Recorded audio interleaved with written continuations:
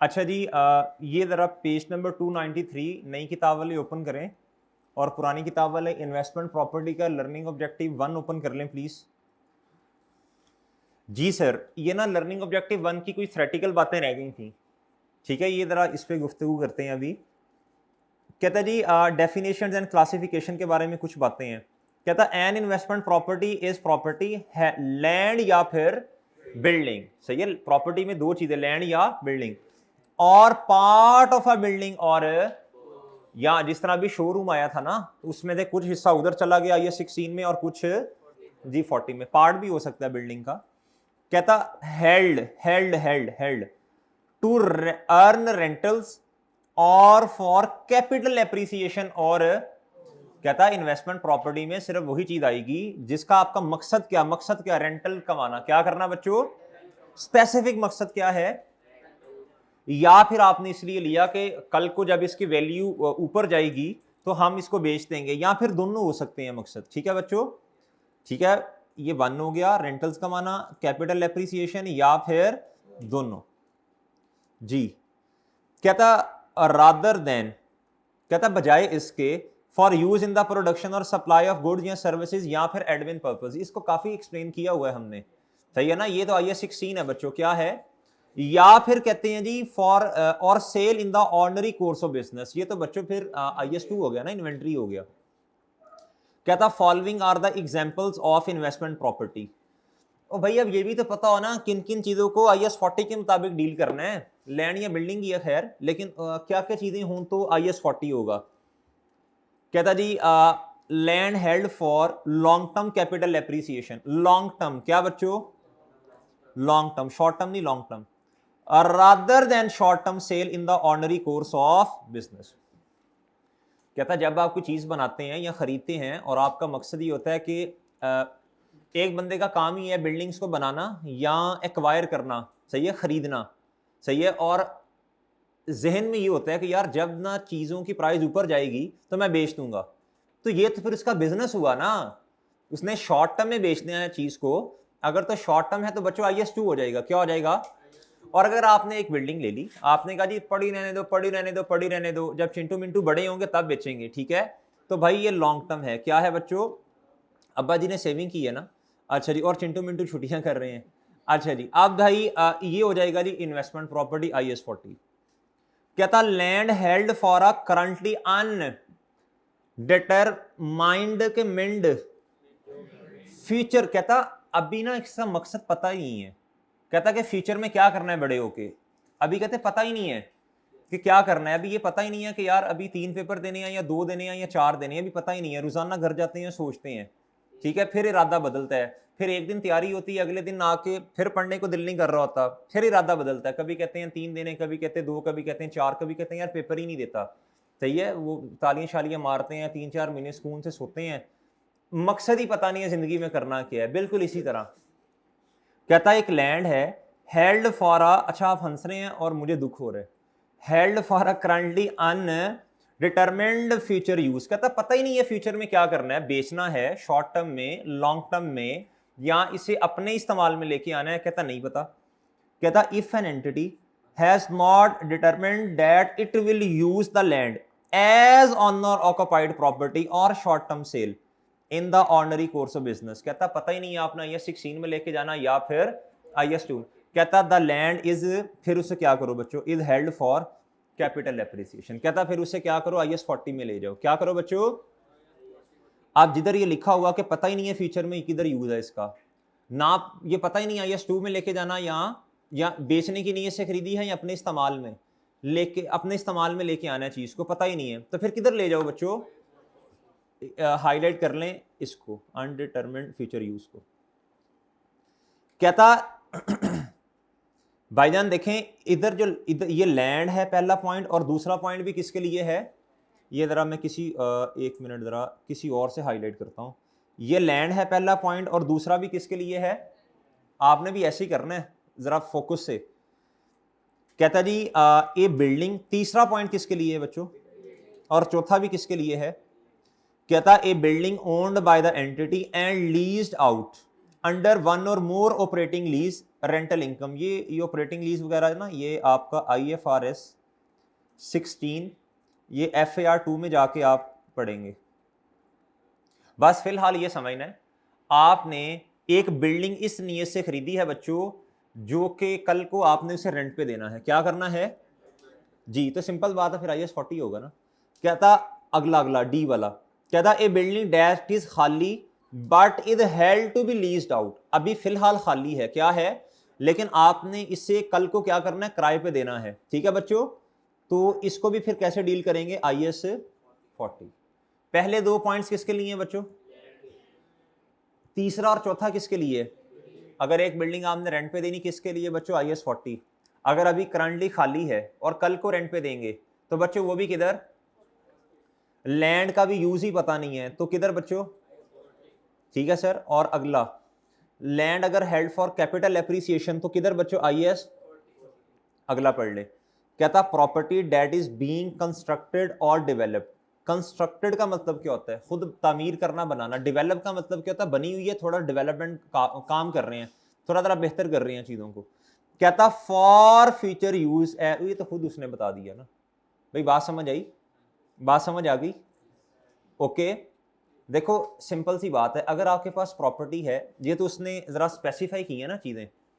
अगर आपके पास प्रॉपर्टी है, चाहे लैंड है चाहे बिल्डिंग है, रेंट पे देना है या कैपिटल एप्रिसिएशन है लॉन्ग टर्म, किस में जाएगा? सिंपल रूल ये है, इन्वेस्टमेंट प्रॉपर्टी। अगर किसी एक लैंड का यूज ही भी पता नहीं है, किस में जाएगा? इसमें ये पॉइंट जरा, ये पॉइंट जरा बी वाला और ये डेल्टा वाला, ये जरा देखने वाला है। ठीक है, अच्छा जी। अगर एक बिल्डिंग अभी खाली है तो कल को किराए पे दे देंगे, तो वो भी IAS 40 है। नेक्स्ट टाइम बच्चों ये पढ़ना है जी। अब आपने क्या था, following are examples of items, कहता that are not investment property, कहता जो कि इन्वेस्टमेंट प्रॉपर्टी, कहता and are therefore outside the scope of, पढ़ते हैं जी। कहता प्रॉपर्टी के अंदर दोनों चीजें होती हैं, लैंड भी और बिल्डिंग भी। अच्छा जी, और ये पांचवा पॉइंट जो था ना, ये भी प्रॉपर्टी के लिए स्पेसिफिक है। कहता property intended for sale in ordinary course, यार ये तो IAS 2 है ना, फिर ये कहां से आ गया? कहता property in the process of construction और डेवलपमेंट, कहता आपका अभी बना रहे हैं या डेवलप कर रहे हैं और आपका ख्याल क्या है, यानी मकसद क्या है? सेल करना ना, ऑर्डनरी कोर्स, IAS 2 हो जाएगा। प्रॉपर्टी एक्वायर्ड का मतलब खरीदना, exclusively with the view to subsequent disposal in the near future. तो बच्चों ये क्या है? ये तो IAS 40 तो नहीं है ना, IAS 2 है। ठीक है, अच्छा जी। Property acquired exclusively for development and, कहता आपने प्रॉपर्टी ली, थोड़ा सा उस पर काम शाम करेंगे, जरा बेहतर करेंगे और फिर बेच देंगे, ये भी IAS 2 है यार। जी जी। कहता ऑनर ऑक्युपाइड प्रॉपर्टी, बच्चों IAS 16 है। ये मैंने एक्सप्लेन किया था किसी एक लेक्चर में, ऑनर ऑक्युपाइड प्रॉपर्टी में क्या क्या है। कहता property held for future use as owner occupied property, कहता आपने ले ली, फ्यूचर में इसका इस्तेमाल किधर है? तो ये IAS 16 है ना, ऑनर ऑक्युपाइड प्रॉपर्टी। कहता property held for future development and subsequent use. सारी बातें ना अच्छा घुमा के वही किए जा रहा है दोबारा दोबारा। तो भाई फ्यूचर में आपने डेवलपमेंट या क्या करना है, कंस्ट्रक्शन, तो डेवलपमेंट करनी है और सब्सिक्वेंटली इस्तेमाल किधर करना है? Second last. कहता जी प्रॉपर्टी ऑक्युपाइड बाय, ये इंपॉर्टेंट है बच्चों, ये इंपॉर्टेंट है, इधर लिख लें, वेरी इंपॉर्टेंट। अच्छा जो अहम है ना ज्यादा, वो ये बी वाला था और ये वाला, ये थोड़ा सा याद रखने वाला, बाकी तो पहचान ही लेते हैं ना आप लोग। ये बी वाला ऊपर, ये डेल्टा, और इधर से एच जो है। कहता प्रॉपर्टी ऑक्युपाइड बाय, ये वेरी इंपॉर्टेंट है, ये इंपॉर्टेंट है, इधर बच्चे धोखा खाते हैं।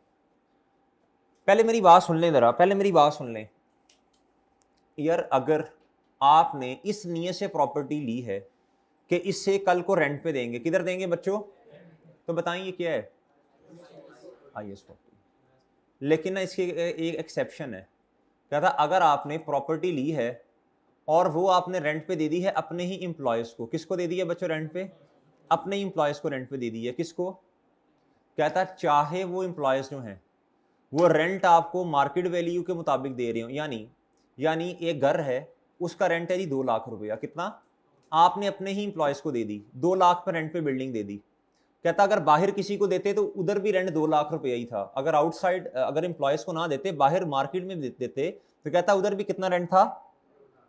कहता चाहे एम्प्लॉयज से रेंट आपको कम आ रहा हो, ज्यादा आ रहा हो या इक्वल आ रहा हो to the market value, fair value, कहता जी आपने एम्प्लॉयज को जो बिल्डिंग रेंट पे दी है, कहता ये IS 40 नहीं है, ये IS 16 है। क्या है बच्चों, लिख लें अपने पास note, very very important point है, इसमें यही लिखा हुआ है, ये जरा पढ़ लें पहले। कहता property occupied bye employees, property किसने ऑक्युपाई की है बच्चों, ऑक्युपाइड का मतलब इधर है रेंट, क्या है बच्चों, लिख लें इधर रेंट है, इसका मतलब क्या है, ऑक्युपाइड का मतलब इधर क्या है भाई,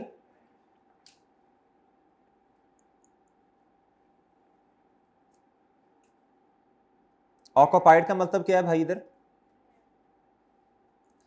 ऑक्युपाइड का मतलब कब्जा नहीं किया हुआ उन्होंने, ऑक्युपाइड बाय एम्प्लॉयज वेदर और not the employees page eight rent eight market rate, कहता चाहे वो मार्केट रेट पे रेंट दें या ना दें, ठीक है। आपने कहता इसे इन्वेस्टमेंट प्रॉपर्टी में नहीं लेके जाना, बल्कि ये क्या है बच्चों, ये एक्सेप्शन है, बस स्टैंडर्ड में लिखी है, बस इस तरह याद करना पड़ेगा आपको। कहता owner occupied property awaiting disposal, कहता ऑनर ऑक्युपाइड प्रॉपर्टी है, आपने उसे जी बेचना है, अब क्या करना है, कहता जी ये IS 40 तो हो ही नहीं सकता, ठीक है, इसके लिए एक स्टैंडर्ड होता है IFRS 5, ठीक है जी, वो FAR 2 में शायद पढ़ना है आपने जाके, या एडवांस में पढ़ेंगे जाके, ठीक है जी। तो ये समझ आ गई बच्चों, आसान ही है, बातें मुश्किल नहीं है। इसमें जो काम की बात है ना वो एज पॉइंट है, कौन सा है, अगर एम्प्लॉयज को आपने रेंट, कोई भी चीज जनरल रूल ये है, जब रेंट पे आपने खरीदी इस नीयत से है ना कि रेंट पे देनी है, तो वो क्या IS 40 इन्वेस्टमेंट प्रॉपर्टी है। अगर आपने एक बिल्डिंग खरीदी और वो रेंट पे बाहर नहीं दी बल्कि अपने ही एम्प्लॉयज को दे दी है, तो बच्चों वो क्या बताओ, IS 16 है, एक्सेप्शन है, क्या है, आ जाए जी इसके MCQs पे आ जाए।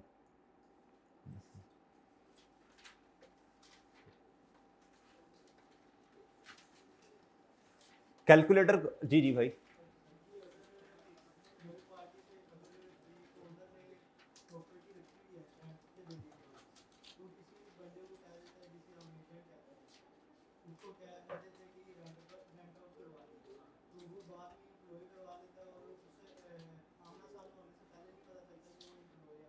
नहीं ऐसा होता नहीं है, जब आप रेंटल एग्रीमेंट कर रहे होते हैं। अच्छा इनका सवाल ये है, इनका सवाल ये है कि सर हमने एक एजेंट हायर किया और उसे कहा हमारी प्रॉपर्टी रेंट पे दे दें, क्या करें बच्चों, रेंट पे। तो ये कहना चाह रहे हैं कि अगर वो एजेंट जो था वो एम्प्लॉयज़ को रेंट पे दे दे और बाद में पता चले कि ये एम्प्लॉयज़ को रेंट पे दी हुई है, सही है, तो हमने तो IS 40 के मुताबिक उसे डील किया होगा, तो प्रैक्टिकली ऐसा होता नहीं है। जब कंपनीज के केस में क्या होता है, बल्कि हर बंदे के केस में क्या होता है भाई, आप रेंटल एग्रीमेंट साइन करते हैं, क्या करते हैं, प्रैक्टिकली कंपनी के केस में ऐसा नहीं हो सकता ना, जो हम अकाउंटिंग पढ़ रहे हैं, और हम ना अकाउंटिंग पढ़ रही होती हैं स्टैंडर्ड्स के मुताबिक, ठीक है। और प्रैक्टिकली भी आप खुद सोचो, जब साइन वगैरह करने होंगे तो हमें पता होगा ना, तो ऐसा कैसे हो सकता है कि हमें पता ना और एम्प्लॉयज उधर उन्होंने प्रॉपर्टी में रेंट पे दी हो, ऐसा होगा नहीं, हम रेंटल एग्रीमेंट में लिखा जाएगा सब कुछ, ठीक है, हम नॉर्मल अजम्पशन लेके चल रहे होते हैं हमेशा। अच्छा जी, आ जाए इधर, इधर आए बच्चों, सबसे पहले IS 40 के MCQs में सबसे पहले जी क्वेश्चन नंबर 1, इसकी रिक्वायरमेंट पढ़ लें। क्या था, कैलकुलेट द प्रॉफिट और loss on disposal under cost and fair value model. बच्चों फेयर वैल्यू मॉडल तो बहुत आसान है भाई, जितने एसेट जितने पे पड़ा हुआ है, सही है, जो उसकी फेयर वैल्यू है और जितने पे बिका उसका जो डिफरेंस है वो गेन या लॉस होगा। कॉस्ट मॉडल है तो एसेट बुक वैल्यू पे पड़ा होगा, बुक वैल्यू का कंपैरिजन किससे करना पड़ेगा, किससे करना पड़ेगा बच्चों, फेयर वैल्यू से नहीं, जितने का बिका, एसेट की औकात कितनी है और बिका कितने का, इसका डिफरेंस क्या होता है बच्चों, गेन या लॉस होता है ना। क्या था, entity purchase and investment property on 1 January 2013 for a cost of 35 million, ये कॉस्ट है जी। कहता था प्रॉपर्टी की एस्टिमेटेड यूजफुल लाइफ कितनी है, 50 ईयर्स। कहता with no residual value and at 31 December 2015, यानी कितने सालों के बाद, 3 साल के बाद, had a fair value of 42 million, कितनी बच्चों, कहता जी ऑन 1 जनवरी 2016, यानी अगले ही दिन, कहता था property was sold for net proceeds of कितने का बच्चों, देखें नहीं, अगर तो फेयर वैल्यू मॉडल है, आपका एसेट कितने में पड़ा हुआ है, 42 पे, बिका कितने का, तो भाई लॉस कितने का, फेयर वैल्यू मॉडल के मुताबिक लॉस आ गया कितने का। अच्छा जी, अब कॉस्ट मॉडल के अंदर आपको क्या करना पड़ेगा बच्चों, कॉस्ट कितनी है बताएं, 35, इसमें से लेस क्या करें आप, 35 मिलियन, रेजिडुअल वैल्यू सिफर है, माइनस 0 डिवाइडेड बाय 50 ईयर्स, कितने साल बच्चों गुजर गए, तो ये कितना आएगा है 2.1।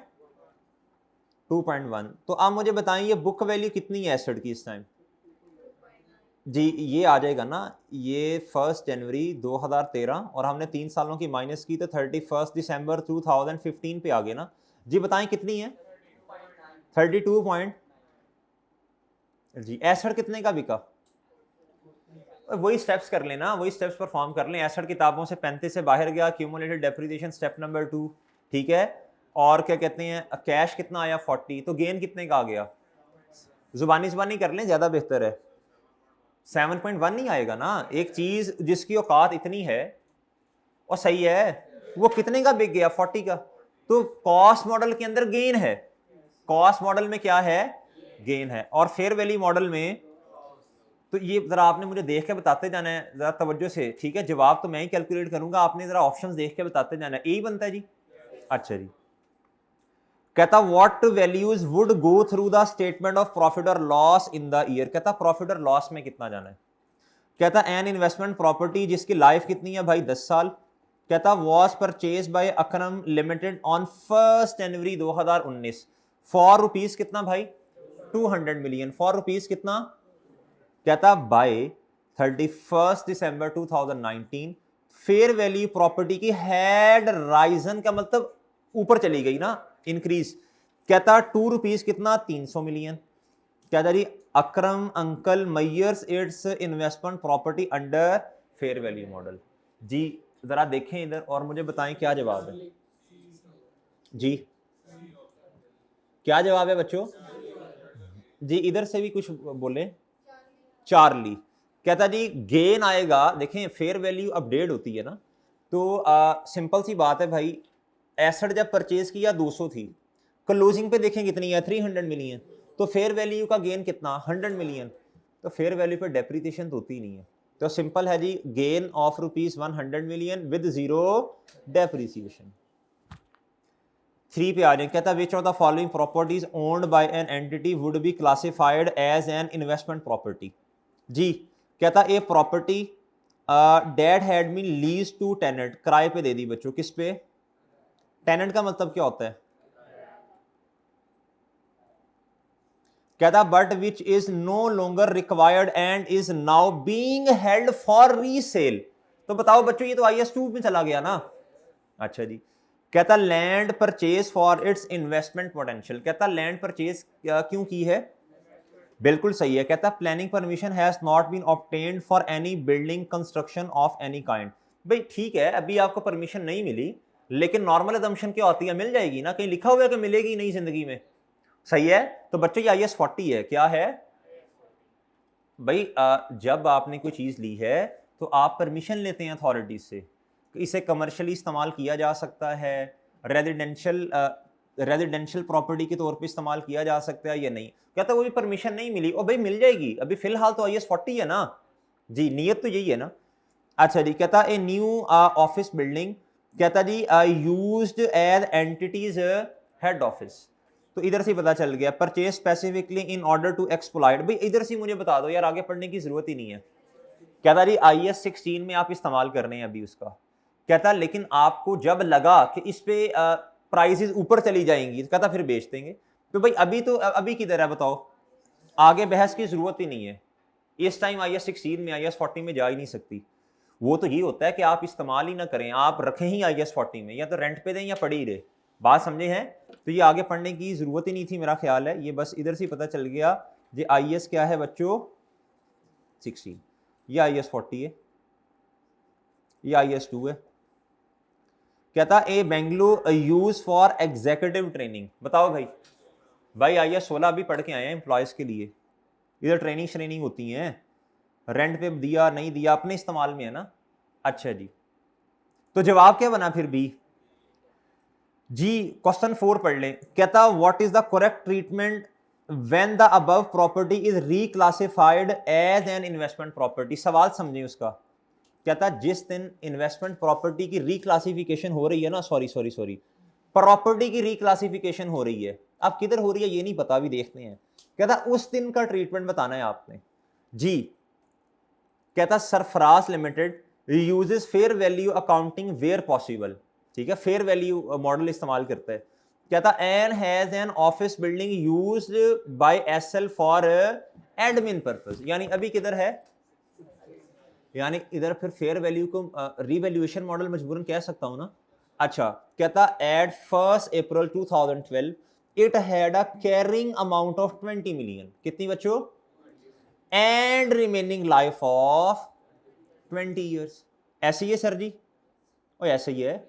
तो इसका मतलब ये हुआ 1 अप्रैल 2012 पे हमारे पास कैरिंग अमाउंट कितनी है, 20 मिलियन, और भाईजान रिमेनिंग लाइफ भी कितनी है, 20 साल। कहता on 1 October 2012 property was let to third party. Let to third party का मतलब क्या कर दिया बच्चों, किराए पे दे दी। एंड लिख लो ना, इधर उर्दू में लिख लो, लेट टू थर्ड पार्टी, किराए पे दे दी। लिख लो लिखो लिखो लिखो लिखो भाई, अंग्रेजी इतनी अच्छी नहीं है ना, लिख लो, शाबाश लिख लो। एंड रिक्लासिफाइड एज एन, बताओ इन्वेस्टमेंट प्रॉपर्टी पे किस दिन गया, किस दिन क्लासिफाई हुआ इन्वेस्टमेंट प्रॉपर्टी।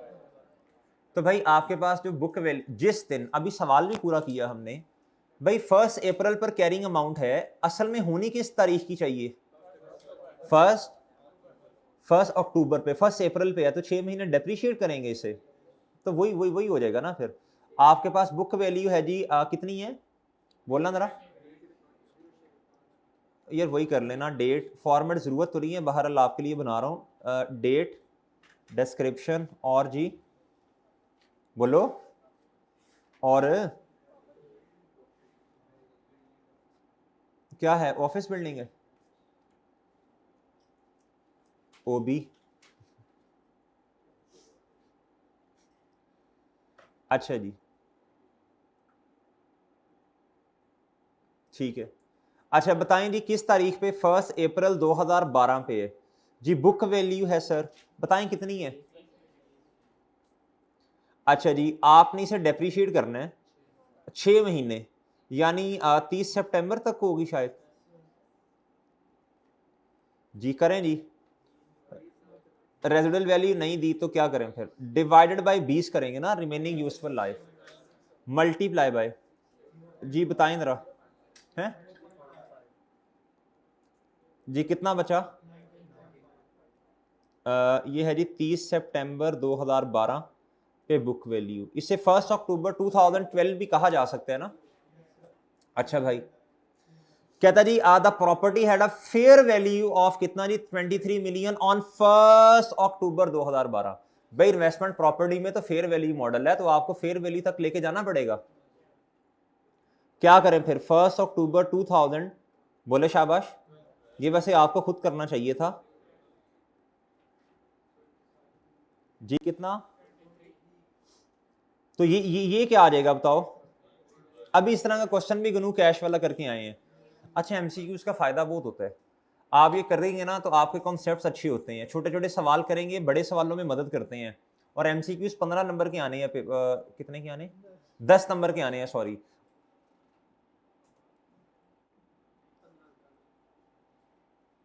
15 के आने हैं भाई, 15 के आने हैं। एक मिनट, मुझे भी कंफ्यूज कर दिया यार, एक मिनट भाई।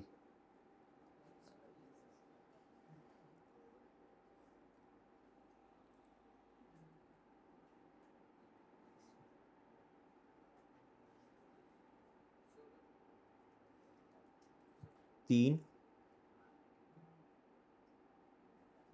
4, 5, 6, 7, 8, 9, 10, हाँ 10 के हैं, 10 के हैं, 10 के। अच्छा जी, 10 के हैं, 10 के। अच्छा भाई, तो इसमें से अगर अच्छे नंबर आ जाएं तो भाई और क्या चाहिए, ठीक है ना, इसमें से अच्छे नंबर आ जाएं, 10 में से 8, 9 नंबर आ जाएं तो और क्या चाहिए, आ जाते होते हैं इंशाल्लाह। अच्छा जी, अब मेरे भाई रीवैल्यूएशन, पता नहीं अभी भी मुझे डाउट हो गया, देखना। अच्छा इधर कितना आना है, और ये सरप्लस है भाई, ये प्रॉफिट और लॉस में जाएगा, ओसीआई में जाएगा, किस में जाएगा जी। तो ट्रीटमेंट बता दें फिर क्या होगा, बताओ। कहता जी मैंने खैर मिलियन में नहीं किया, इन्होंने मिलियन में लिखा हुआ है, तो बताएं जी ये किधर जाएगा। Take ₹3.5 million gain to other comprehensive income, ठीक है बच्चों, वो सही है, ठीक है सर जी। आगे आ जाए, कहता ठंडा लिमिटेड एक्वायर्ड बिल्डिंग विद कितने साल बच्चों, 40 year life for its investment potential. कहता जी फॉर ₹8 मिलियन ऑन 1 Jan 2013। कहता at 31 December 2013 fair value of property was estimated 9 million. अब ये देखें, कहता with cost to sell estimated 2 lakh. बताएं क्या करना है इसका, क्या करना है भाई जी। IAS 40 देखिए, छोटी छोटी बातें हैं, हर स्टैंडर्ड का अपना क्राइटेरियाज हैं। IAS 16 में आप रीवैल्यूड अमाउंट लेते हैं, फेयर वैल्यू अगर रीवैल्यूड अमाउंट नहीं है तो फेयर वैल्यू का लफ्ज लिखा होता है वो ले लेते हैं। कभी आपने कॉस्ट और डिस्पोजल माइनस की है, नहीं भाई जान। IAS 40 के अंदर जब फेयर वैल्यू मॉडल है तो आप फेयर वैल्यू लेते हैं, आपने कौन से एसेट को बेचना है, सही है सर। तो आपने इसको क्या करना है, इग्नोर करना है। क्या करना है इसको, जिसको मैंने हाईलाइट किया है। हाँ अगर IAS 36 होता तो फिर आपने कहना था fair value less cost of disposal. आज अगर एसेट को बेचते हैं, अगर एसेट बेचना ही नहीं है तो फिर कॉस्ट ऑफ डिस्पोजल माइनस क्यों करनी है। तो नोट लिख लें, एक किसी इंपॉर्टेंट जगह पे लिखिएगा, प्रोमिनेंट जगह पे लिखें। IAS 40 में और IAS 16 में, IAS 40 में और IAS 40 में कॉस्ट ऑफ डिस्पोजल को कभी भी माइनस नहीं करते। IAS 16 एंड IAS 40 में, IAS 16 एंड IAS 40 में कभी भी कॉस्ट ऑफ डिस्पोजल को माइनस नहीं करते। तो भाई बात समझ रहे हो।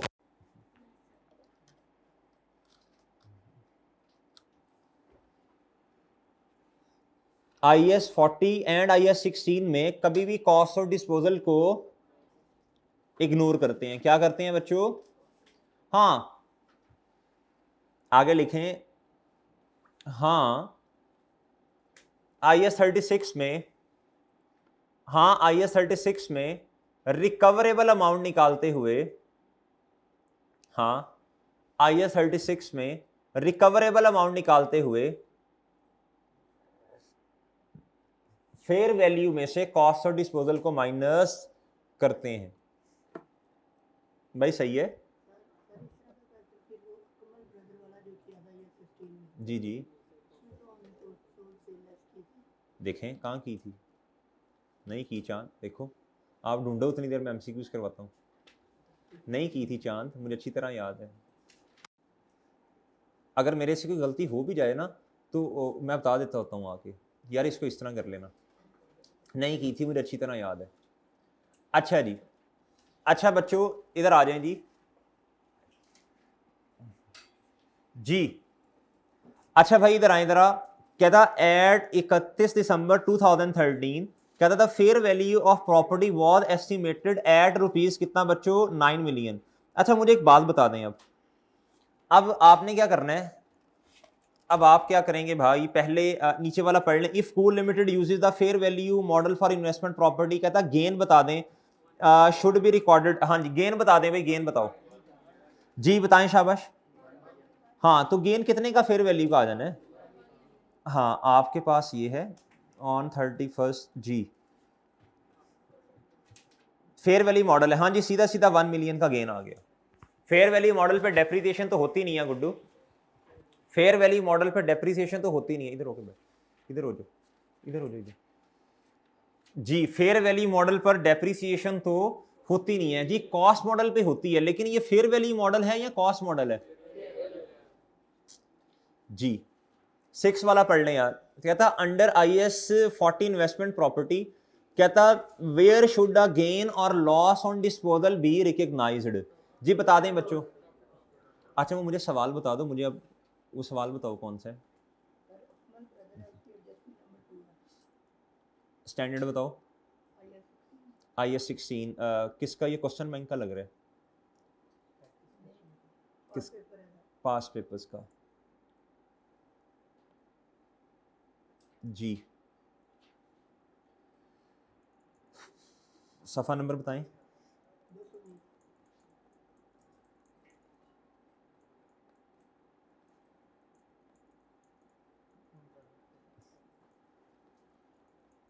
अच्छा बाकी बच्चे भी अकमल ब्रदर वाला क्वेश्चन ओपन कर लें, 1 मिनट। उधर मैंने एक नोट लिखवाया होगा, मुझे याद है।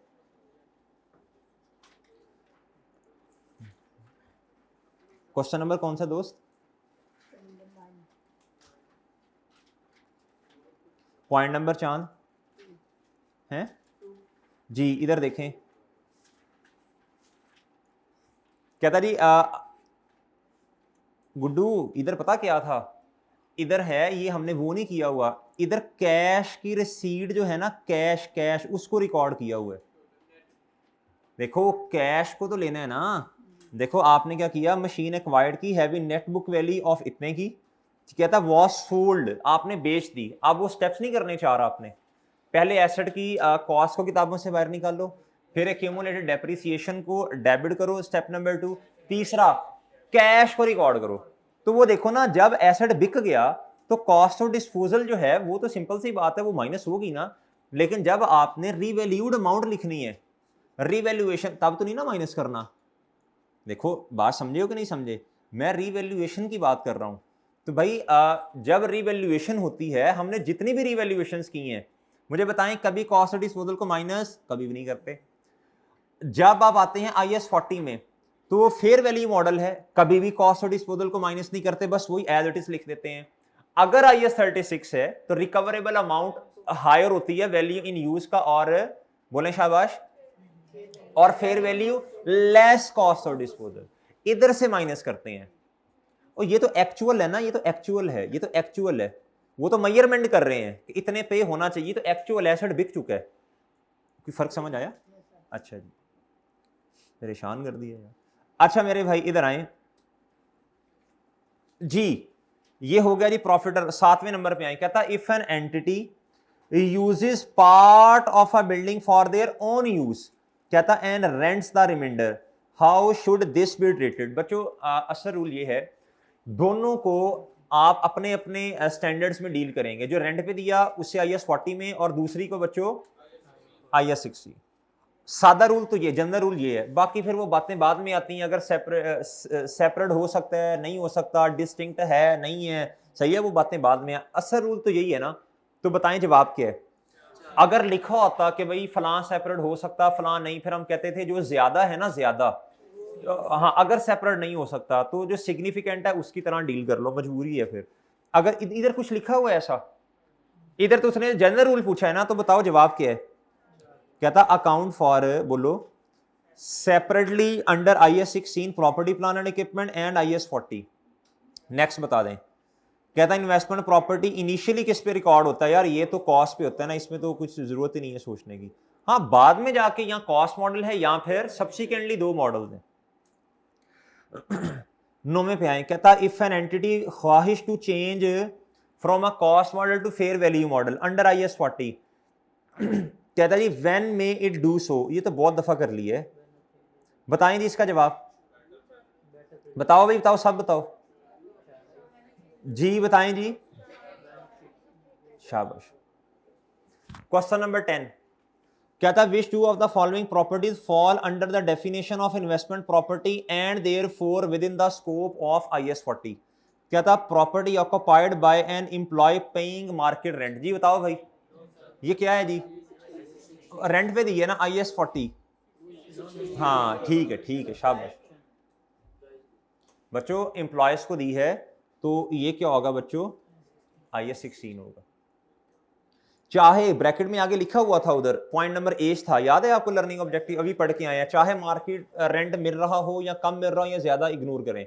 क्या था, a building owned by an entity and leased under, बच्चों ये तो सिंपल सी बात IAS 40 है, ये तो लिखे ना ऑपरेटिंग लीज, इसका मतलब है रेंट पे देना, क्या करना, ये आप उधर पढ़ेंगे जाके FAR 2 में, उधर एक लेसर होता है जो लीज पे चीज को देता है, जिसकी चीज होती है, एक लेसी होता है जो चीज लीज पे लेता है, ठीक है, तो उसमें जाके ना लेसर के केस में एक ऑपरेटिंग लीज होती है, एक होती है फाइनेंस लीज, ठीक है, और जो क्या कहते हैं लेसी है उसके लिए तो कुछ नहीं है, वो तो बस सीधा सीधा काम है, उसके लिए सारी लीज ही लीज है, वो right of use asset liability इस तरह की बातें वो FAR 2 में जाके पढ़नी है आपने। क्या था, property being constructed on behalf of third party, तो भाई आप थर्ड पार्टी के बिहाफ पे चीज बना रहे हैं, तो बताएं जी इन्वेस्टमेंट प्रॉपर्टी है, वो तो उसकी चीज है, आपकी तो है ही नहीं, आप तो आपकी तो नहीं है ना जी। कहता land held for long term appreciation, जी बिल्कुल बिल्कुल जी, बिल्कुल जी बिल्कुल बिल्कुल। अच्छा MCQs मुश्किल तो नहीं है यार, मैक्सिमम मार्क्स MCQs में से आ सकते हैं इंशाल्लाह।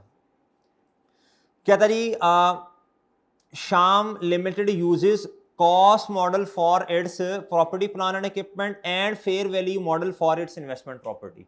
भाईजान इन्वेस्टमेंट प्रॉपर्टी के लिए कौन सा मॉडल है, वैसे ना ये आपको खुद करना चाहिए ये वाला सवाल, ये अभी ऊपर करवा के आया हूं सेम ये जी। कहता जी AL has an office building which was being used for admin purpose, IAS 16 ना, at 1 July 2018 the building had a carrying amount of 20 million, 20 million है जी कैरिंग अमाउंट, कॉस्ट नहीं है, कैरिंग अमाउंट है, क्या है, कहता on the date the building was let to a third party, rent पे दे दी बच्चों, ऊपर भी लफ्ज आया था, and there for classified as an investment property, किस तारीख पे 1 जुलाई 18।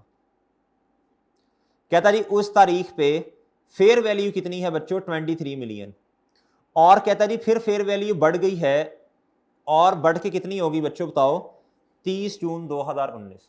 अब मेरी बात सुने, जब इन्वेस्टमेंट प्रॉपर्टी पे अभी आना है, अभी IAS 16 में है, किधर है बच्चों, किधर है भाई IAS 16 में है, किधर है, अच्छा अब जब आप IAS 16 में है तो बड़ी सिंपल सी बात है, उधर कॉस्ट मॉडल है, तो पहले इसको रीवैल्यू करना पड़ेगा, जितना गेन आएगा OCI में आएगा, और बाकी जब इन्वेस्टमेंट प्रॉपर्टी में आ गए उसके बाद जो गेन आएगा वो किधर जाएगा, तो वो 0.4 मिलियन का प्रॉफिट और लॉस में जाएगा मेरा ख्याल है, ठीक है, 0.4 मिलियन का प्रॉफिट और लॉस में जाएगा, और ये 3 मिलियन ही आएगा जवाब इसका, करके देख लें आप, करके देख लें जी मेरे भाई, इतना ही आता है ना भाई, सिंपल सी बात है, कहता एट 1 जुलाई पे उसकी कैरिंग अमाउंट कितनी है, 20 मिलियन है, और उस दिन आपने ट्रांसफर कर दिया उसे, और उसकी फेयर वैल्यू उस दिन कितनी है, तो ये तो पिछले से भी आसान है, तो ये उसी में जाएगा ना 3 मिलियन, और सही है। कहता which two of the following, कौन से दो fall under the definition of investment property, ये रिपीट हुआ है शायद, ये है और ये है, बस ये रिपीट हुआ है जी। 13 पे आए, कहता अंडर IAS 40, अच्छा आप ये देखें, ये रिपीट भी हो रहे होते हैं, ये रिपीट भी हो रहे होते हैं ना, ये पास पेपर में आया हुआ है, मतलब जो MCQ आई के अपनी अपनी किताब में दिए हैं, कभी कभी उसमें से उठा के एज इट इज भी दे देता है। अच्छा ये रिपीट हुआ ना, ये पास पेपर्स में आया हुआ है, कहता under IAS 40 investment property which of the following disclosure is not required under cost model, बताएं जी कॉस्ट मॉडल में कौन कौन से डिस्क्लोजर्स आते हैं, खुद देख के सोच के बताना है आपने, कॉस्ट मॉडल IAS 40 में बताओ कौन कौन से डिस्क्लोजर्स आएंगे, फेयर वैल्यू प्रॉपर्टी भाई बतानी पड़ती है आपको, अगर आप कॉस्ट मॉडल पे हैं बतानी पड़ती है, तो कितनी है, डेप्रिसिएशन मेथड बताना पड़ेगा आपको, और मेरे भाई रिकंसिलिएशन तो करनी पड़ेगी ना, सिंपल सी बात है, वो चाहे फेयर वैल्यू है, ओपनिंग और बाकी उसका डिफरेंस जो आ रहा होता है, एडिशन डिस्पोजल, तो पीछे क्या बचा भाई, रेजिडुअल वैल्यू आप कभी बताते हैं, बताओ रेजिडुअल वैल्यू कभी भी नहीं आपने बता दी, ये है डन और डन। अच्छा जी क्वेश्चन 14 कहता है विच of the following should be included in the initial cost of N investment property, आप बताएंगे शाबाश, शुरू में कौन सी चीज इन्वेस्टमेंट प्रॉपर्टी में ऐड होगी, कैपिटलाइज होगी, एबनॉर्मल लॉस, या अल्लाह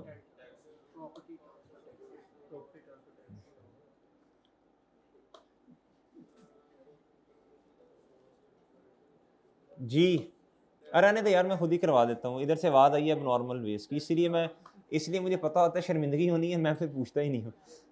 जी बताएं जी, चलें बताएं ज़रा। और बच्चों हाँ जी ठीक है शाबाश। Cost incurred on opening ceremony, बच्चों ये आपको पहले बताया था, ये सेलिंग सुलिंग के खर्चे हैं, मार्केटिंग के हैं, ये नहीं कैपिटलाइज होते, रेवेन्यू एक्सपेंस है। क्या था ऑपरेटिंग लॉसेज, कट कर दो भाई, पड़ा हुआ नहीं होते। एब नॉर्मल वेस्ट भाई कट कर दो, नहीं होता। प्रॉपर्टी टैक्स, अगर कुछ नहीं लिखा हुआ तो हमेशा दमशन लेनी है, पुठे पास से नहीं जाना, जिधर से रोको उधर जाते हैं। सर ये रिफंडेबल भी तो हो सकते हैं भाई, आपको अर्ज की थी, आपको नोट लिखवाया था, अगर कुछ नहीं बताया तो क्या होगा, नॉन रिफंडेबल। तो उल्टी साइड पे नहीं जाना कि सर अगर ऐसा हो, अगर ऐसा हो तो उसके लिए पहले ही आपको नोट लिखवा दिया था, ऐसा उसा नहीं होगा। आपने कुछ नहीं बताया तो आपने क्या एज्यूम करना है, हमेशा नॉन रिफंडेबल है। तो बच्चों यही जवाब है फिर डेल्टा। जी 15 वाला पढ़े नहीं, ये बिल्कुल डिटो कॉपी एमसीक्यूज आया हुआ है, क्वेश्चन नंबर 1 या 2 की तरह का है, ये बिल्कुल डिटो कॉपी रिपीट हुआ है जी। ये भी बस अमाउंट्स का डिफरेंस है, आसान है, सीधा सीधा है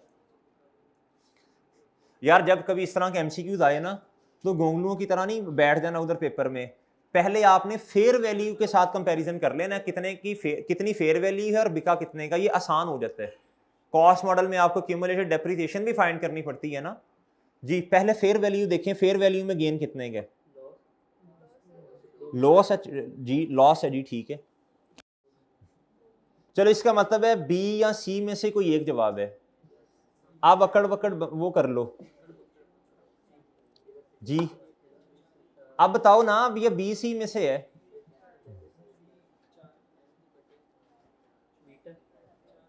जी भाई, प्लीज शर्मिंदा होने से बचा लें जरा जी। बीटा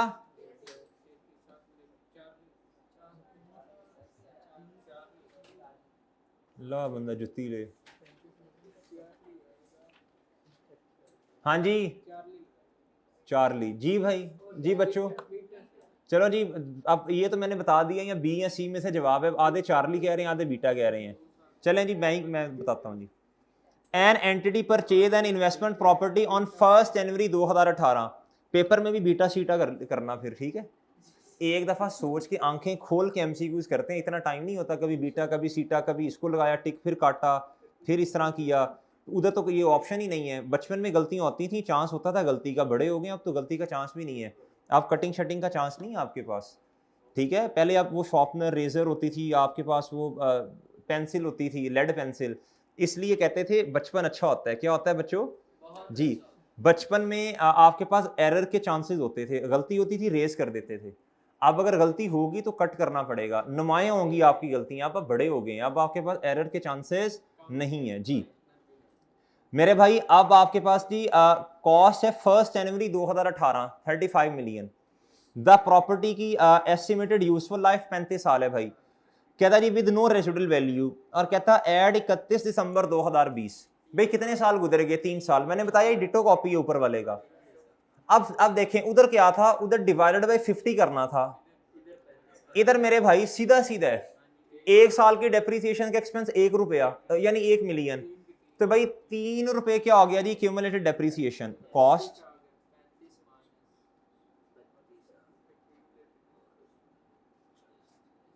अच्छा मैंने आपको ना एक और भी तरीका बताया है वैसे, अगर आप रिमेनिंग से मल्टीप्लाई करेंगे ना तो जो रह गया, अब आपने गवर्नमेंट ग्रांट पढ़ लिया इसलिए ये मैं बात कर सकता हूं, मैं डर नहीं रहा ये बात करते हुए।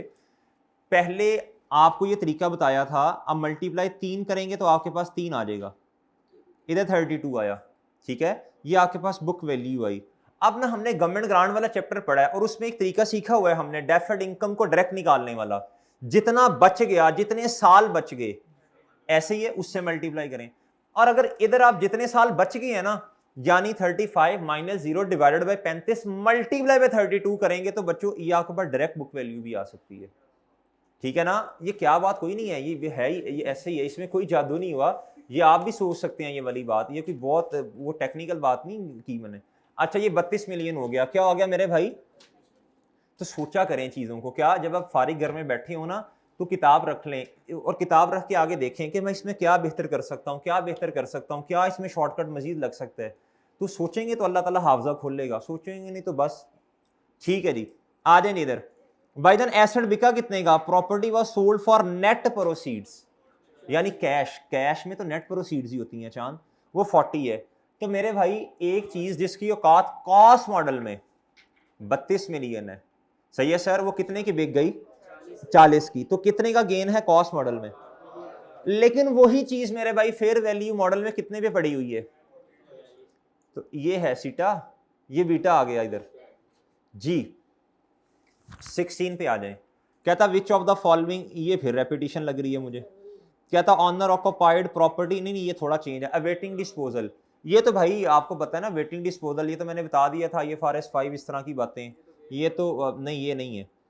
एम्प्लॉय, ये भी नहीं है। प्रॉपर्टी ऑक्यूपाइड अन, हाँ ये अच्छी बात कर दी इन्होंने। लैंड, बच्चों देखो मैंने बताया था ये स्पेसिफिक पॉइंट किसके लिए है? लैंड हेल्ड फॉर अनडिटरमिन्ड जी। Property held for future development and subsequent use as, जी बच्चों बताओ अभी पढ़ के आए हैं? Yes sir. ओए खुदा का खौफ कर गुड्डू। कहता future development and subsequent use owner occupied. भाई ऑनर ऑक्यूपाइड IS 16 है, मान ले मेरी बात यार जी। जी जिधर डाउट होगा मैं खुद बता दूंगा। ये यही है कि आगे आए जी। 17 नंबर पे आओ। कहता है which two of the following properties owned by a company would be classified as an, जी property occupied by employee paying, नहीं बच्चों IS 16 है। Land held by a company for, ये बच्चों वही रिपीट हुआ है जी। कहता machinery held for short term sale, बच्चों IS 2 है ये। Building held by a company for long term, जी बच्चों डन जी। जी ये आपके MCQs के हो गए हैं, खत्म हो गए हैं। बैठ बैठ जाना नहीं है। ये जो अभी ना पिछले लेक्चर में ना, पिछला लेक्चर जो था अभी, पिछला जो पार्ट हमने खत्म किया वो एंड पे ना ये चीज रह गई थी, मेजरमेंट बेसिस रह गई थी बच्चों। ये फेयर वैल्यू मॉडल ही था ना इन्वेस्टमेंट प्रॉपर्टी में, इधर भी और इधर भी क्या था बच्चों? फेयर वैल्यू मॉडल था। बस ये छोटी सी बात बतानी थी, ये लिखना रह गया था। अच्छा, और ये ना भी लिखे ना अगर फेयर वैल्यू मॉडल है तो बच्चे बुक वैल्यू बराबर ही है ना इसके, तो ये फिर ना भी लिखें तो गुजारा हो जाएगा। डन, लिख दें तो अच्छी बात है, लिख दें तो बहुत अच्छी बात है, बढ़िया हो जाएगा, लेकिन ना भी लिखें तो गुजारा हो जाएगा। अच्छा जी, बाकी तो ठीक था मेरा ख्याल है। ये जो था ना वाइल डायरेक्ट ऑपरेटिंग एक्सपेंस, ये उसने हमें क्वेश्चन में बताए ही नहीं है, तो लिख दें उसे पता चले यार इसको पता है चीज़ों का। हाँ जी ठीक है बच्चों। अच्छा अब मेरा वैसे जहन ये था, मेरा माइंड ये था कि एक्सट्रैक्ट्स के बारे में थोड़ी गुफ्तगू मैं करूंगा आज। चलें, आपने फिर ऐसा करना है, आपका होमवर्क है, मैं थोड़ा सा हिंट देता हूं, 3-4 मिनट में बात खत्म कर दूंगा। आज आपका होमवर्क क्या है? एक्सट्रैक्ट्स मैंने लिखा हुआ है तो वो प्लान में शामिल था, थोड़ी सी बात करूंगा, ज्यादा नहीं। जी जी, कल की बात आज की बात कल पे ना छोड़ो, जो आज है कर लो। अच्छा इधर देखें, बात हम कहते हैं ना कि यार ये काम अगर आज कर ली तो कल क्या करूंगा, कल अल्लाह और काम दे देगा। आज जो सोचा है, इधर देखें। अब मैंने ना थोड़ी सी एक्सट्रैक्ट्स आपके पक्के करने हैं हमने इंशाल्लाह मिलके, मैंने नहीं हमने। अच्छा अब वो पक्के कैसे होंगे बताओ मुझे, थोड़ा सा सोचना पड़ेगा पहले। IS 16 जो है बच्चों, IS 16 पहले सिर्फ इसकी बात करता हूं मैं, IS 16 की। अगर आपको ये बातें आपने सोच ली ना तो एक्सट्रैक्ट्स बनाना बहुत आसान हो जाएगा इंशाल्लाह। आएं जी जरा प्रॉफिट और लॉस पे।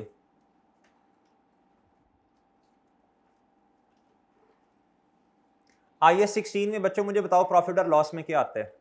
अभी मैं जुबानी बना रहा हूं, अभी मैं जुबानी बता देता हूं, 2-4 मिनट में बता देता हूं, जुबानी बनवाता नहीं हूं। फिर बाद में एक फॉर्मेट इंशाल्लाह बना दूंगा आपको, ताकि ना ये सवाल भी आपका ना रट्टे वाला सवाल हो जाए फिर, ठीक है, जिस तरह नोट वाला है ना भाई। IS 16 में डेप्रीसिएशन एक्सपेंस होता है, प्रॉफिट और लॉस में डेप्री, और अगर कोई एसेट बिक गया तो गेन ऑन डिस्पोजल या लॉस ऑन डिस्पोजल, ऐसे ही है।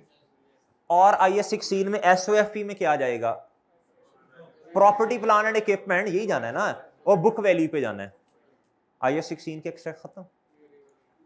जी रीवैल्यूएशन अगर आ गई तो हाँ, तो रीवैल्यूएशन में शाबाश। अगर कोई लॉस आता है तो वो प्रॉफिट और लॉस में जाएगा, और अगर उसकी रिवर्सल है तो फिर नेगेटिव से लिख देंगे। अगर प्रॉफिट और लॉस, जिस तरह मैंने अभी सवाल करवाया था हमने, उसमें बताया था मैंने, अगर लॉस आया 25 मिलियन का और अगले साल जो है वो रीवैल्यूएशन सरप्लस आ गया, क्या आ गया बच्चों? और भाई वो सरप्लस जो था वो इतना ज़्यादा था कि उसने लॉस सारे को ख़त्म कर दिया, ठीक है। और इस टाइम किताबों में फॉर एग्जांपल हमारे पास 22 रुपए का लॉस पड़ा हुआ है, तो वो रिवर्स हो जाएगा ना। अब ये एक्सपेंस नहीं है बल्कि एक्सपेंस में कमी की तरह की बात है ना, तो रिवर्स साइन आ जाएंगे।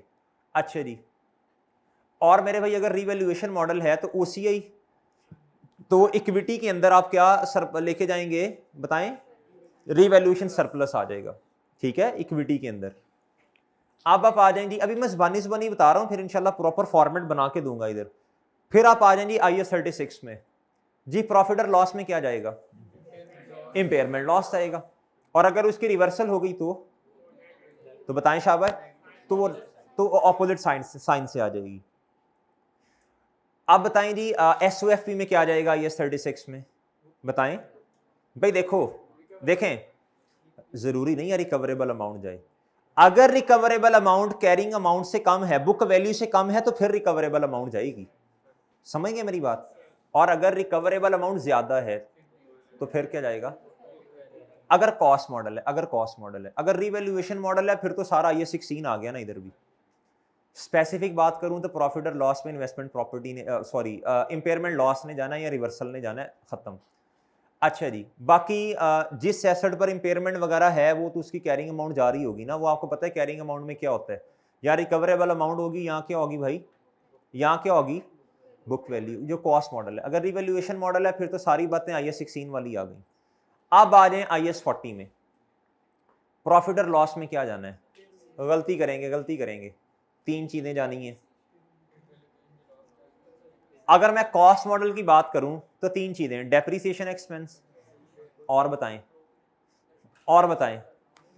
जिसने सही जवाब दिया आज उसको इनाम देते हैं। 3 चीजें पूरी करवा दें, कॉस्ट मॉडल में भी और उसमें फेयर वैल्यू मॉडल में भी। 3 नहीं बल्कि 4 जानी है जी। इस तरह नहीं, हाथ खड़ा करना है जी बताएं। मैं तो जुर्माना होगा ना सीखा। अच्छा चलो बताओ जी, ट्रांसफर कर रहे हैं जी।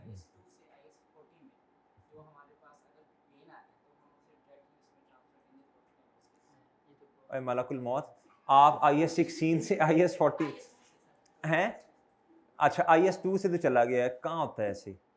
देखो मेरी बात सुनो, अभी आपने रहना है IAS इन्वेस्टमेंट प्रॉपर्टी है, ठीक है जी। इन्वेस्टमेंट प्रॉपर्टी में अभी तुम ट्रांसफर को छोड़ो, पहले सादा बातें तो बता दो जो मेन आनी है। तुम ट्रांसफर पे चले गए हो, पहले सादा बताओ बातें। सादा तुम्हारे जहन में नहीं आ रही भाई। अगर कॉस्ट मॉडल है, अच्छा कोई बच्चा भी नहीं बता सकता, कोई भी नहीं बता रहा। अगर मेरे भाई सादा मॉडल है, कॉस्ट मॉडल जो है उस पर डेप्रिसिएशन एक्सपेंस आएगा भाई। जो लीज रेंटल आपने अर्न किए वो अदर इनकम के तौर पे आएंगे। जो डायरेक्ट ऑपरेटिंग कॉस्ट है, डायरेक्ट ऑपरेटिंग एक्सपेंस, वो एक्सपेंस के तौर पे आएंगे एक्सटेक्स के अंदर। अच्छा इस तरह सोचा करें चीजों को। और क्या आएगा बच्चों जी, फेयर वैल्यू गेन तो बच्चों फेयर वैल्यू मॉडल पे आएगा। और अगर कभी प्रॉपर्टी आपने डिस्पोज कर दी उसका गेन लॉस भी आएगा। अभी आपने घर जाके सोचना है, आज जाके आपने ये एक्सट्रैक्ट्स लिखने हैं अपने हाथों से, ठीक है। अगर ये आपने लिख लिए तो यकीन करें एक्सट्रैक्ट्स वाला सवाल क्या हो जाएगा, आसान हो जाएगा। वरना एक्सट्रैक्ट्स वाले सवाल में मेरा तो पास में जो थोड़ा बहुत है एक्सपीरियंस यही है कि बच्चों को बहुत मसला आता है। तो इसको आसान बनाने के लिए फिर यही तरकीब जहन में आई है कि यार अगर ऐसा हम कर लेना, मिल के कर लें इंशाल्लाह, तो ये सवाल क्या हो जाएगा, डिटो कॉपी रट्टा हो जाएगा। जो जो चीज़ें दी होंगी सवाल के अंदर बस उसके एक्सट्रैक्ट्स पहले ही जहन में होंगे हमारे, ठीक है। फिर तो सिर्फ कॉपी पेस्ट है, फिर क्या है। अच्छा अब आपका है जी इन्वेस्टमेंट प्रॉपर्टी कॉस्ट मॉडल, तो SOFE में क्या जाना है बताओ। आज मैं लिखवा नहीं रहा, सिर्फ जहन बना रहा हूं ताकि आप खुद सोचें थोड़ा सा जाके घर। तो भाई बुक वैल्यू एसेट की जाएगी ना, और क्या जाना है। अच्छा जी, और बता दें, और बताएं। अगर रेंट कोई रिसीवेबल है, रेंट नहीं मिला अभी, तो रेंट रिसीवेबल भी आ जाएगा ना, जिस तरह गनू कैश वाले सवाल में था, वो करंट एसेट में आ जाएगा। अगर फेयर वैल्यू मॉडल है बच्चों तो डेप्रिसिएशन एक्सपेंस तो नहीं आना ना। हाँ लीज रेंटल अर्न वो आने हैं, डायरेक्ट ऑपरेटिंग कॉस्ट भी आनी है अगर दी हुई सवाल में। हाँ फिर क्या आना है, फेयर वैल्यू गेन लॉस, शाबाश। और उधर क्या आना है, इन्वेस्टमेंट प्रॉपर्टी। उधर क्या आना है जी बताएं, शाबाश। नॉन करंट एसेट में क्या आना है, इन्वेस्टमेंट प्रॉपर्टी। अगर कॉस्ट मॉडल है तो कैरिंग अमाउंट, यानी बुक वैल्यू, और अगर फेयर वैल्यू मॉडल है तो फेयर वैल्यू। Done done. अब ट्रांसफर की वजह से जो चीजें आती हैं वो आपने एग्जांपल 3, 4, 5, 6 एक नजर देख लेनी है, ठीक है जी। उसका क्या प्रॉफिट और लॉस पे कोई इम्पैक्ट है नहीं है वो आप देख लीजिएगा। अच्छा, फिर उसके बाद मेरे भाई आ जाएं आप IS-20 के ऊपर, गवर्नमेंट ग्रांट के ऊपर। किस पे आ जाओ भाई भाईजान? अगर तो देखो, अगर तो फाइनेंशियल सपोर्ट इमीडिएटली मिल गई या पास एक्सपेंस है तो फौरन आपने इनकम रिकॉर्ड कर लेनी है, आएगी इनकम, आएगी। और अगर मेरे भाई कैपिटल एक्सपेंस है या फिर रेवेन्यू एक्सपेंस है और आपने क्या किया है, डायरेक्ट अप्रोच को फॉलो किया, इनकम सेपरेट एक्सपेंस सेपरेट, दोनों किताबों में नजर आएंगे। सही है। अगर रेवेन्यू एक्सपेंस है तो वेजेस वगैरह आ रही होंगी या कुछ और एनवायरमेंटल एक्सपेंस, वो जो हमने क्वेश्चन किए थे। और अगर मेरे भाई कैपिटल एक्सपेंस है तो किताबों के अंदर डेप्रिसिएशन एक्सपेंस नजर आ रहा होगा। डन सर, डन जी। इनकम सेपरेट नजर आ रही होगी, वो डेफर्ड इनकम जो है वो आपने क्या कर दी होगी, बोलो डेबिट, और इनकम गवर्नमेंट ग्रांट जो है वो आपने क्रेडिट कर दी होगी इनकम। किताबों के अंदर क्या नजर आ रहा होगा भाई, जो आपका एसेट है जिसके बदले में ग्रांट मिली वो सबसे पहले तो वो आ जाएगा ना। नॉन मॉनिटरी है तो वो आ जाएगा भाई, वो लैंड ही होगी। सही है सर। अगर डेप्रिशिएबल एसेट है तो वो भी आ जाएगा। डन। और अगर आपने इनडायरेक्ट अप्रोच को फॉलो किया तो फिर तो डेफर्ड इनकम का कॉन्सेप्ट ही नहीं है। अगर आपने इनडायरेक्ट डायरेक्ट अप्रोच को फॉलो किया तो फिर there is a concept of deferred income. फिर बच्चों लायबिलिटी भी आएगी, नॉन करंट में भी और करंट में भी। ये मेरा ख्याल है, मैंने कहा था मैं बाद में समझाऊंगा करंट और नॉन करंट की बाइफर्केशन, वो मैं समझा दूंगा, याद है मुझे। अच्छा जी, जुहैर भाई ये लिख लें अपने पास ना, करंट और नॉन करंट की बाइफर्केशन ने भी बताई हुई इनको, पोस्ट वालों को, ये लिख लें फिर याद ना भूल जाए। अच्छा जी, करंट और नॉन करंट की बाइफर्केशन IS-20 लिख लें। अच्छा, मुझे फिर मैसेज भी कर दें। अच्छा, उसके बाद बच्चों और क्या आएगा जी, बोलें। अगर रीपेमेंट हो गई है तो बच्चों बोलें, रीपेमेंट के केस में वो प्रॉफिट और लॉस में नहीं कुछ आता है ना। तो वो बैलेंसिंग अमाउंट जो कभी आप निकालते हैं कभी नहीं निकालते, कभी आप अगर डेफर्ड इनकम सवाल के अंदर है तो आप डेफर्ड इनकम को लेते हैं और प्रॉफिट और लॉस को बैलेंसिंग लेते हैं। अगर डेफर्ड इनकम नहीं है, और मैंने कहा था ये सिर्फ एक केस होगा ऐसा, वो कौन सा केस है बच्चों? अच्छा, डेफर्ड इनकम किताबों के अंदर बच्चों है, इसके लिए कौन सा केस है बताओ? इसके लिए जब डेफर्ड इनकम किताबों के अंदर होगी तो आप क्या करेंगे, आप डेफर्ड इनकम को निकालेंगे और बैलेंसिंग प्रॉफिट और लॉस को लेंगे। मैंने कहा था सिर्फ एक केस ऐसा है जिसके अंदर आपको प्रॉफिट और लॉस को क्या निकालना पड़ेगा, खुद कंप्यूट करना पड़ेगा, और उसमें डेफर्ड इनकम नहीं होगी। वो कौन सा सिनेरियो है? वो नॉन करंट एसेट है, कैपिटल एक्सपेंडिचर के बदले में हमें ग्रांट मिली होगी और वो डेप्रिशिएबल एसेट होगा। ठीक है बच्चों, उसके लिए फिर आप क्या करेंगे, प्रॉफिट और लॉस खुद निकाल लेंगे और नॉन करंट एसेट को बढ़ा देंगे, बैलेंसिंग ले लेंगे। डन। अब ये थोड़ा सा जहन पे जोर अगर दें आप, थोड़ा सा इधर खोपड़ी में थोड़ा सा जोर दें तो इंशाल्लाह उम्मीद है बात आपको समझ थोड़ी थोड़ी घर जाके थोड़ा आपने जरा लिख के करने की कोशिश करनी है। एक्स प्रॉफिट और लॉस के आपने जरा लिखने हैं, फिर उसके बाद आप क्या करेंगे बोलो, SOFP के भी अपने हाथों से लिखेंगे। ऐसा कर लेंगे तो इंशाल्लाह उम्मीद है काफ़ी बेहतरी आ जाएगी। फिर मैं किसी दिन जब भी टाइम मिला, 1-2 दिन 3-4 दिन के बाद, ये मैं फिर खुद बना दूंगा। पहले आप सोचेंगे, अब आपको होमवर्क कोई नहीं दिया, किताब ओपन करें, भाई ये क्या, इस पर 10-12 मिनट लगने हैं, किताब दें जरा, नई वाली किताब दें। भाई जो सवाल मैंने आपको करने के लिए कहा था आपने नहीं किए और आपको शर्म भी नहीं आ रही बिल्कुल, आप रोज़ाना यही जवाब देते हैं सर नहीं किए, और हंस के मुस्कुरा के जवाब देते हैं आप। ये हंसते मुस्कुराते चेहरे अच्छे लगते हैं लेकिन कभी कभी अच्छे नहीं लग रहे होते जी।